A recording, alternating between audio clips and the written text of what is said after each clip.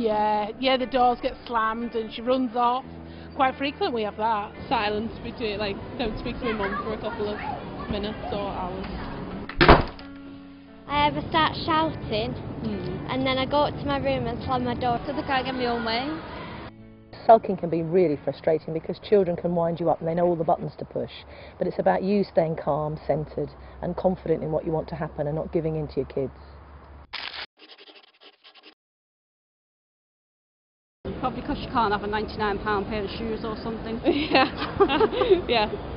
I don't get what I want. Like that. Yeah. Children sulk, I think, because they're feeling frustrated or they're angry or they haven't got their own way, usually. And so that's their way of showing their sort of disdain or their anger or their frustration. As a parent, you need to be aware with sulking that perhaps they're reacting to you nagging them constantly or constantly on their case. Depending on the age of the child, that, you know, they can feel got at if you keep on about the same thing. And their reaction may be to sulk because they don't quite know how else to get through to you.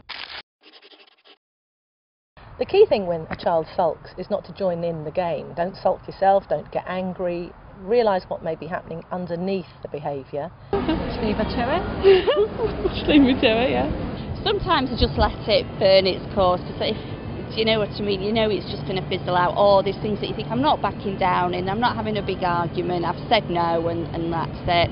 And she'll go upstairs and have a tantrum, and then she calms down, and you know, sometimes you just make a bad situation worse if you were to start shouting. If I'm not too tired, then I know there's a reason for it normally. It's normally that she's tired or hormonal or something like that. It's about realising when children sulk that there's a reason behind it, but don't give in to the behaviour.